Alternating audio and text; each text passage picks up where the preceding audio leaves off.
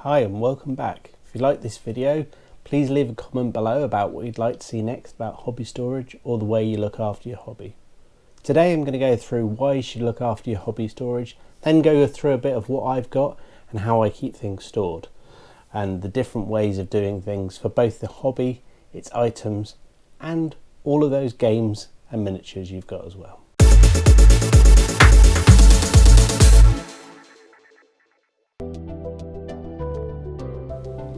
So why should you keep your hobby tidy and sorted? Well, for me, there's some really easy but very important reasons. The first is time. When I get some time to do some hobby, the last thing I want to do is spend the first 10 minutes getting everything out and the last 20 minutes tidying everything away, especially when I might only get 45 minutes, half an hour. If that hobby time's all going to be taken up by tidying up and putting all stuff away, that's not going to be any fun. Now, not all of us are lucky enough to have the space, but where you do have some hobby space, use it wisely.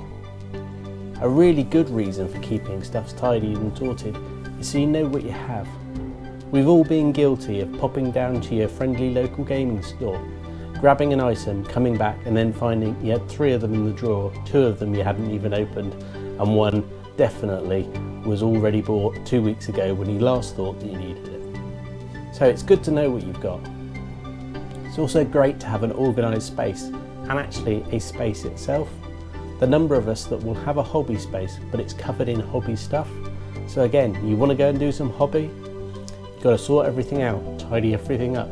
So keep the space tidy, keep it sorted, you'll know what you've got. And also, you've then got the freedom to actually think through what you want to do. You're not distracted by what you've got already. Most of us will often paint with 1 or 2 paints and then go into 3, 4 and 5. After that, you'll find yourself using the same ones, partly because they were out, partly because they're our comfort zone. So put it away, tidy it up. You might give yourself some freedom of thought and detail. If you're like me, you might have small little ones around as well, whose fingers will love to play with all of your hobby stuff. And that's fine, unless you want them breaking a miniature or 2 or playing with it, but actually, you might want to be encouraging them. But we know some hobby tools, they're not the safest in the world. There's a few sharp edges, little pointers, a few chemicals involved. You don't want little fingers grabbing stuff you don't want to. So put that stuff up on a shelf, behind a door, in a drawer where you know it's there. And lastly, if you keep everything tidy and sorted, then you're actually looking after your hobby stuff a bit more. You're going to bash it less, you're going to chuck it in the corner less, it's going to have a home. Going to actually feel a bit better about it, and that whole time might mean that you spend more time on the hobby itself. So let's go into my paint storage and how I store my paints.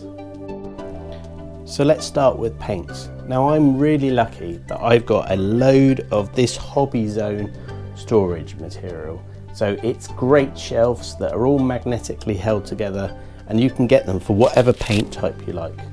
And in this case, I've got loads of the Army Painter paints. I've probably got the whole range. This is up before the speed paints came out. So I can put them all out in the colours. And as you can see, I've got the first set of colours there. Then I've got all the washes and the metallics and some special paints over there. That's amazing for me. I can see exactly what I want. It's always in the right place and it's wonderful. I've also got a set of contrast paints over there in the corner, just for those times when I want to do a quick and detailed. And then I've got some bits and pieces of other paints and hobby material there. And you can see that's where I keep the good old washes, the Agrax and the Knoll oil. That's somewhere safe that I won't knock it over. I also use the airbrush every once in a while for painting, and I've actually managed to treat myself to a set of shelves up here, which I keep all of my airbrush paints in. Now that's for me quite important, so I don't mix the 2 sets of paints up. And again, I can see what I've got, I can get what I've got, and everything's stored nice and detailed. The only problem with storing paints like this that I find is, one, they're all out and actually they get a bit dusty, so you've got to remember to clean them every once in a while. And the other, you've just got to be careful of the temperature and the detail of the room. So that's the paints. Now let's go on to the tools.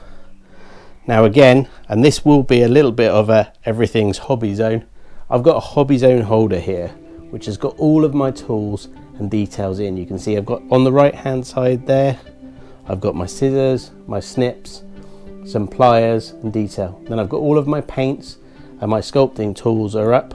Then I've got actually these drawers over and drawers over again over here, and again drawers behind this light here, where I can put all my tools and detail away. And that's before I even get into the desk drawers and hiding the stuff that I really don't want away. It's great because everything's stored and tidy. So that's everything around the hobby zone details in terms of it. But what about the desk itself? Now, I'm a big fan of cutting mats, and this is a massive A0 cutting mat, and this covers the main part of my desk, but I'm lucky enough that I've got a big enough desk that I can actually have another one here. Now, there's two reasons that these are great. Firstly, you can cut and slice anything on them and it's going to be absolutely fine. The second is it's actually a great covering for your desk. So you can see here, if you can just pick it up, that's where I've done some washing and some detail, and actually I can feel this is really quite rough because of what I've done on it. It protects my desk, it keeps it tidy. These are so good that I've actually got one of these for my daughter for when we're working downstairs and she's playing away with it. She loves it, mainly because it's pink and purple. So that's the cutting, and then the miniatures themselves. Well, I've got several sets of miniature storage. So the first is these, guess what? Hobby Zone storage, and that's the storage of stuff that's on the way and painted. So you can, you've got some there, got some more hidden away in the corner there that are being worked on, and again some over there, and that's mainly the ones that I've printed and worked through. I've also very much luckily enough then been able to get these storage details up here. So these are my storage shelves that I've printed out and my miniatures that I've got on top of them. And you can see there I've got all of my miniatures out and about and stored. And for me, that's a massively important thing, that I can see what I've got and where I've got stuff. For when it comes to gaming and going away, I've got carry cases which I put them all into, but that's where I've got from my miniatures for now. And I really think having them out where you can see them is very important. So I can just reach up and grab the right miniature. I can see what I've got to paint, I can see where I am, I can see what I want to do next, and I can crack on with it. So game storage and detail. I think it's really important that you have stuff where you can see it and get it. And you can see I've gone for a set of shelves, and these are standard IKEA shelves. And you can see I've got the games in their various sections, and I can see what I've got and I can get to it quite nice and easily. It's quick and tidy, it's detailed, and actually underneath it I've got various hobby storage and detail within there. I've then also got what everybody must need, which is the box of rules. All of my rule books sorted and detailed, somewhere I can grab them, get to them really easily, and I know exactly what they are. For me, that's really important. I want to be able to play a game. I don't want to be spending 30 minutes trying to find it. So grab the rule book, grab the box, get going and have some fun. I also wanted to mention something that I found really useful that I've done with my rule books. So we all know we've got rule books very similar to like a White Dwarf here, where everything is in there, but you're forever folding the detail out. That I find really annoying because this book forever closes as you're working through it, and we've got rule books and you put them out and it does that, and you're forever trying to find the right page and detail. Well, if you go down to your local print store, you can probably get them to do what I've done here, which is I've had these spiral bound, and what they've done is they've just cut off the edge of the book, and then you can flip it open on any page, and look at that. It's there, it's easy accessible. I can actually put some tags on the side at the top, and I've got all of my rule books that came with these softer covers and now with the spiral bound. I cannot tell you how good this is and how much easier it is to find stuff within my rules. And then last but not least for me, travel storage. Now I've mentioned this before, you need somewhere being able to go off to game night, go to your tournament, and you've got everything you need. So for me, I've got this great bag. This is actually a Dungeon Master bag that you can get, but this works beautifully for the various skirmish games and hobby I play. So firstly, within the top, nice big easy section to get to that has a nice miniature section. Pull out foam, so foam protects them. This is my Black Orc team. You can see I've painted them up. I want to keep them safe. I want to be able to travel with them. I need to take all the bits and pieces that I need. 2 clubs, I remember them. Straight in, there it goes. In the top, zip it up. No damage in anywhere at all. Now, I mentioned rule books before. One of the big things that I want when I play games is to be able to access the rules and know what's going on, because the chances are I'm going to forget something in detail. So here we are, all of my various rule books, and these are actually all of the Blood Bowl rule books. They're in there.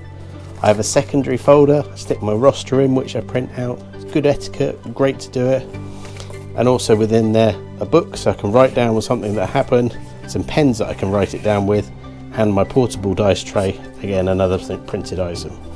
It's got a few spare pockets and details, but I cannot recommend a bag like this more for being able to take stuff that you want to a game night, pack it up, know it's all there, and fill it up and bring it back. Everything's safe, everything's secure, you can throw it in the car when you get back, come on back and go from there.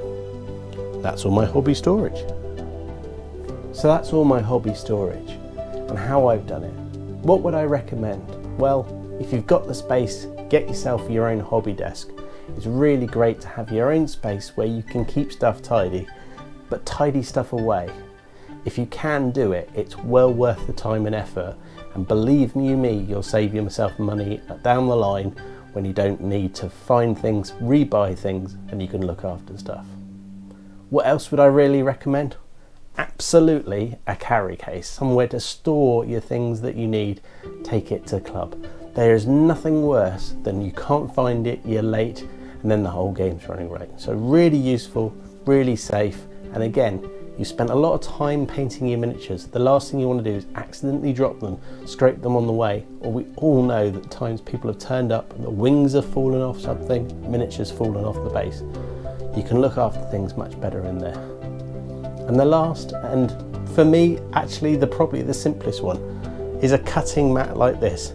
Something that you can keep things clean and tidy on, and actually you can use it elsewhere around the house. If you've got small kids, you'll be amazed the number of times you use this.